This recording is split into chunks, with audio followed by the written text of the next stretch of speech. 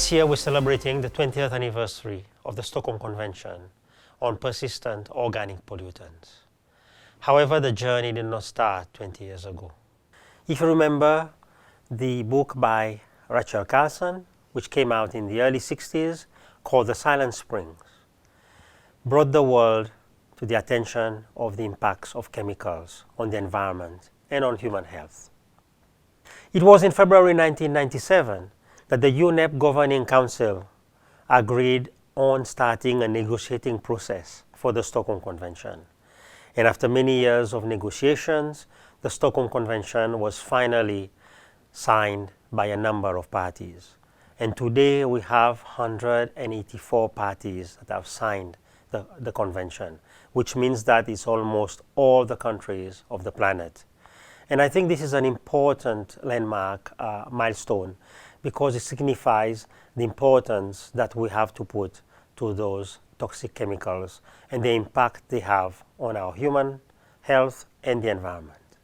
At the start of the negotiations, it was very difficult to identify the chemicals that we would list there because there were different issues to look at.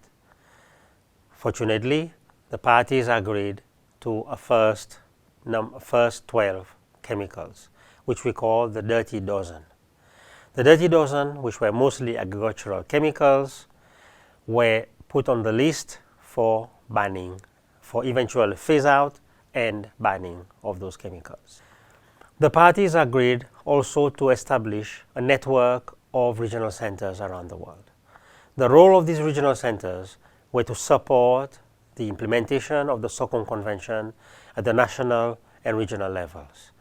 These regional centers, often closely associated with universities, were to strengthen the capacities of governments as well as other organizations in addressing the issues of chemicals management, but also the phase out of many of those chemicals. The parties also agreed on a global monitoring system. It now gives me great pleasure to launch this series of 20 videos called 20 Voices for 20 years of the Stockholm Convention. And I'm hoping through those videos you'll learn more about the Stockholm Convention, its impact, and also the role it plays in protecting us, our human health, and the environment from those toxic chemicals.